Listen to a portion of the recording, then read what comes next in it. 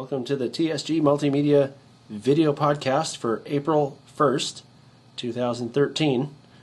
It's April Fool's Day, so I'm doing this podcast all by myself. Oh, just kidding. I'm sitting here with Dan, as usual, and this is John.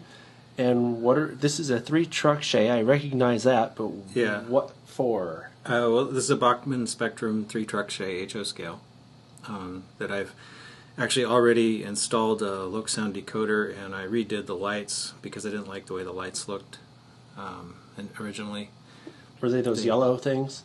No, I used the same light casting, but they were actually lit up with bulbs on the inside of the engine, and then they had this little funky plastic tube that carried the light up into the headlight casting, and what you ended up with was this little glowing square of light inside a round opening that looks really, really awful. It was like the precursor to fiber optics. Yeah, it's horrid. So I got rid of that, and I put in some MV lenses, and then I drilled partway through the back and then mounted a tiny 603 size LED in there. Like a surface mount? Yeah, like a surface mount LED. Right. And so they look much better now when they're lit. Yeah. And when they're off. I'm sure. So what are you going to do to this thing? A lot of the Bachmann Shays have had trouble with their gears. Okay. Because the gears crack. And I had that problem with mine. And what I'm going to do today is there's a company called Northwest Shortlines that makes a gear repair kit for this. Oh. And I'm going to install that on one of the trucks. I've already done the 2 outside trucks, so I'm going to do the middle one. All right. So, well, let's take a closer look at the messed up gears. The problem with the one on the right is pretty obvious. Yeah. Don't think that would work. No. But what's wrong with the one on the left? It's kind of hard. It's hard to see, but it has a very small hairline crack in it. Oh, there it is. Yeah. I do see that on the side toward the bottom. Either way, what happens is the gear can no longer grab the drive shaft that it's on. Right. And so it basically, at best, will do nothing. It'll just sit there, and it won't put any force on the wheel. And at worst, it'll make the whole engine run badly. And of course, if it's this broken, it'll probably just fall out. Yeah. So that's actually, in a way, preferable, because at least that way you just have one unpowered axle. Are the replacement gears plastic too? No, the replacement gears are metal. Oh, okay. This makes more sense then, because I thought you would replace the plastic with plastic, and it's like, oh, well, it'll break again. Yeah. These 2 gears are the metal replacement gears in the NWSL kit. And by the way, I should mention it's kit number 2800-6 is what I'm using. And it comes actually with 6 of these, but like I said before, I've already done 2 trucks, so I used 4 of them. And this is one of the original gears from the locomotive that I took off. That looks all crunched up or something. Yeah. Well, you know, it's plastic gears aren't necessarily very durable, depending on what they're made of, and whatever these are made of doesn't seem to be too durable. So. You would think that the locomotive manufacturer would just make it with the right thing in the first place that would last. Yeah, I'd think, but anyway. Well, just like all of these railroad mysteries, I'm left wondering why they use the cheap stuff. Yeah. I'm sure it's cost, right? Probably. So, to start off, we need to remove the truck we're going to work on. So I'm going to pull the screw out, and then you kind of have to work the drive shafts loose as you lift it off. See, putting it back on is going to be a little bit of a challenge, having to put those back into the drive shafts. Yeah. One thing I wanted to mention while I'm here is this is a little modification that I made. The stock engine doesn't have these wires going down like this, and it just has these little contact pads that brush against this. And anytime I see something like that, I'm always a little bit wary of it, because you're just relying on friction to make contact, and if this gets dirty or this gets dirty, it can get kind of dicey as to whether there's actually any power flowing up into the engine. So a simple cure for that is just solder a couple little short pieces of wire, and then you have direct connection. Direct connection. I did that on all the trucks, and it seems to run better that way. The instructions have you doing this with the truck assembled. You basically have to remove the universals and the gears from the drive shaft. I found it, however, a little bit easier to take the truck apart and I'm going to go ahead and do that because it's just a lot easier to work on.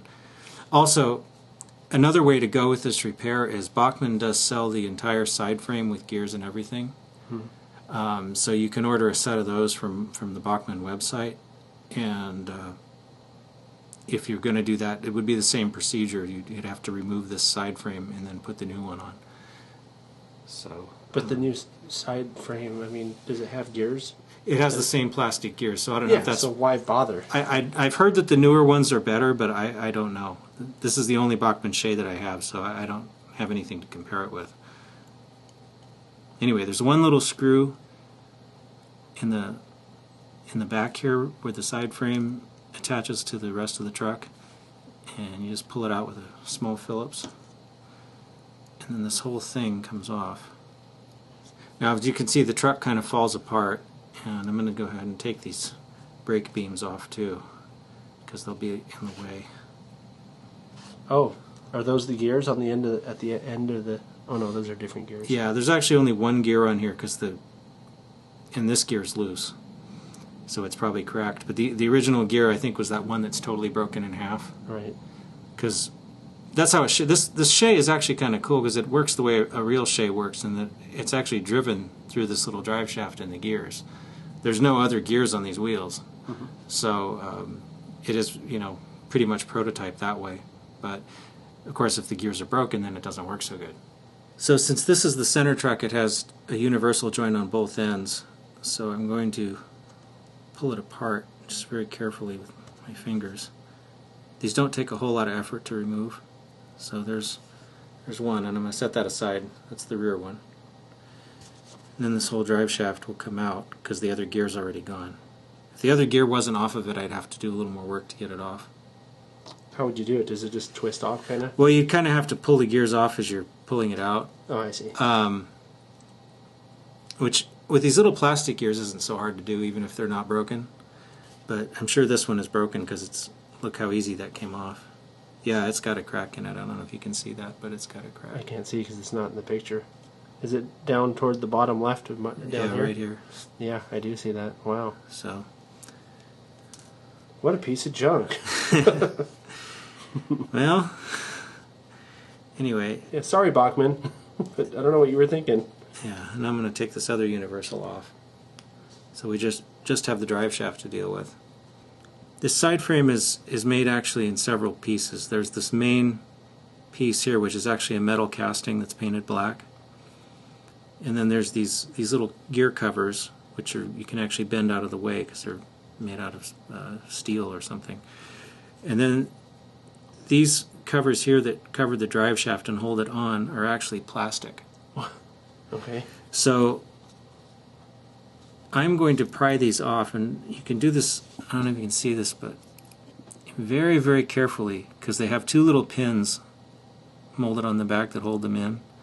So if you can get a little screwdriver or something in here, you can just kind of very gently work them off. I don't want to force it because I don't want to break them. I felt it start to move there. This will make it easier when it's time to reassemble the thing later. Alright, so these are the covers after I've taken them off. I don't know if these show up, but there's two pins in these, and you want to make sure not to break those because that's all that holds them in there. So when you reassemble it, you want those to be intact so they'll still be nice and tight. Say you did break it. Could you use a piece like glue or something to put them back on? Or you could try. I don't know what kind of plastic this is, but it looks like one of those kinds of plastic that doesn't glue very well. Oh. So you could be in a little bit of trouble. I found that if you just really, really careful and gentle about prying them out, don't try to go too fast or anything, that they'll generally would come out without too much trouble. Yeah. So this is for advanced modelers only. Be really careful. Yeah. So the next step is to press the new gears onto the shaft. Now, in the instructions, they do this with, as I said, they did it with it assembled somehow using pliers and squeezing things, but to me that just sounds like a recipe for bending this, because if you bend this shaft, the engine becomes a doorstop. Okay? You really don't want to do that.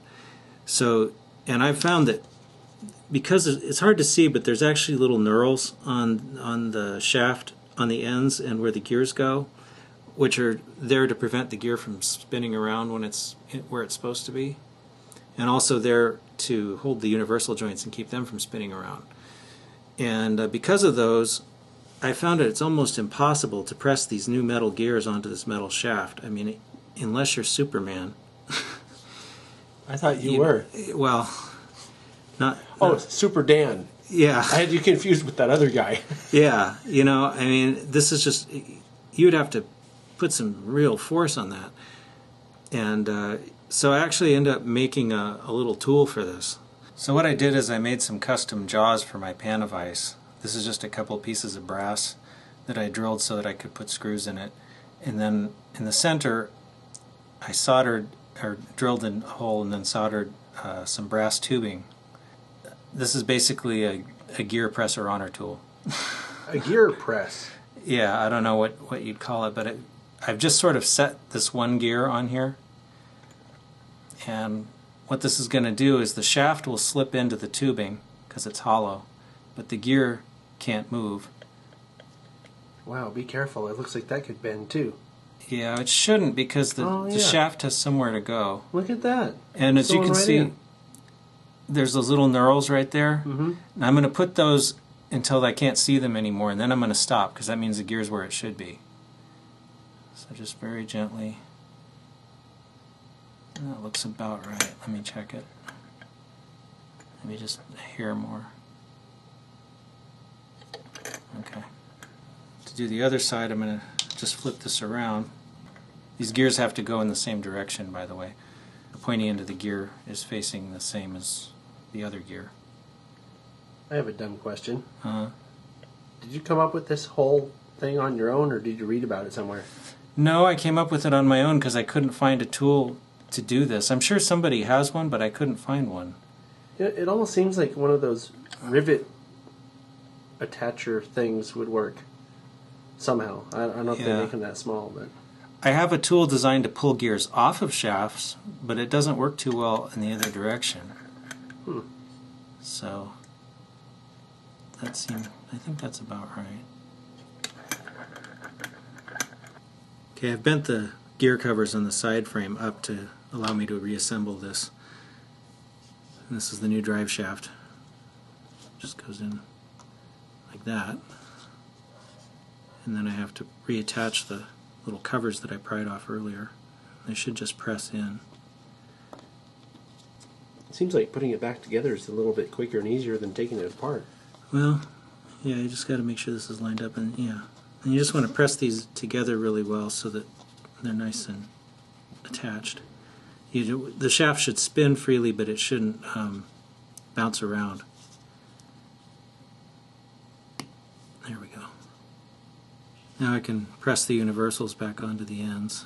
Should just slip on. So those are the things that connect the drive shaft to each truck, kind of. Yeah, these connect the whole drive line through all three trucks. And again, you just want to make sure this spins nice and freely without binding.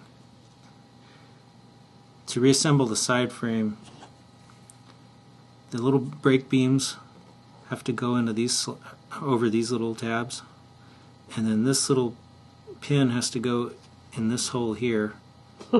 Plus, this little hole has to line up so that the screw can go through to here. Wow. And the axles have to go into these holes.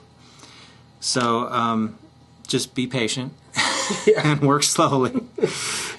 Let's try to film it and see if you get it right. It'll be a miracle. It'll be like the miracle on April Fool's Day if you get it right the first time. Yeah, we'll see. I remember doing the other two were giving me fits. I can only imagine. I could see myself doing this. It would end up on the floor somewhere. Thrown on the floor. I think that might, yeah, I think I might have it if I can get the screw back in. So, thank goodness for magnetic screwdrivers. Okay. And you want to make sure that this turns without binding. Seems pretty good. So the instructions say more than once, very emphatically, do not use without oil. So they recommend a gear oil. This is some LaBelle plastic compatible gear oil. And I'm just going to put a little bit on these metal gears. I think because they're metal gears and the gears that are actually on the wheels are plastic. So in order to prevent bad things from happening, they recommend using some gear oil. So they recommend not using grease, the white grease that some people put on gears inside a sealed up engine, because I guess it can attract dirt and whatnot anyway. But gear oil is apparently fine, so that's what I did. So last I'm going to replace the screw that holds the truck on, and then re-engage the universals. And I have to twist the truck to do that. You may have to twist the drive shaft slightly also. Get them to go in. There. So, and if all goes well, that should be hopefully it. Of course, if you haven't already done the other trucks, you'd have to repeat the procedure 2 more times. Alright, so let's give it a test. Now, the engine ran a little bit jerky before, so if it still does.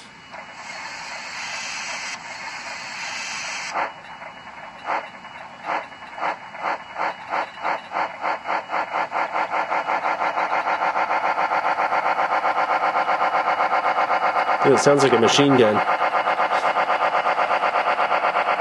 Yeah, this is an older sound decoder, so it's not quite state of the art.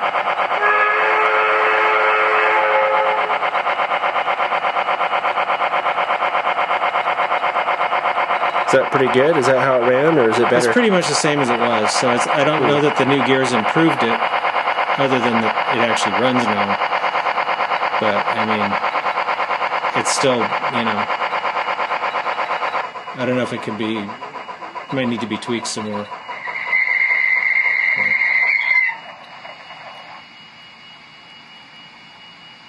Oh yeah, I added. There's a fire in there. Yeah, that's another thing I did was it had a firebox flicker thing in it, but it was a bulb and it was really dull and hard to see. So I changed that and used one of those little LEDs in there too. I thought I was imagining things. Yeah, I saw that flicker. I'm like, wait a minute. It looks really cool at night. Yeah, I'm sure. So, well, I don't know if you can get a shot of the light in the back, but it's nice and bright now. Yeah, don't know what it looked like, but it looks pretty good now. Yeah, it looked kind of dumb, so. Well, I guess that'll probably do it for this video podcast. We'll be back on tax day with our next audio podcast. And in the meantime, please bear in mind, if you're watching this on YouTube in high definition, don't place your questions as comments under the video, but rather email them to us at podcast@tsgmultimedia.com. And I guess that'll do it for this one, Dan. Thanks for watching. Yeah, thanks.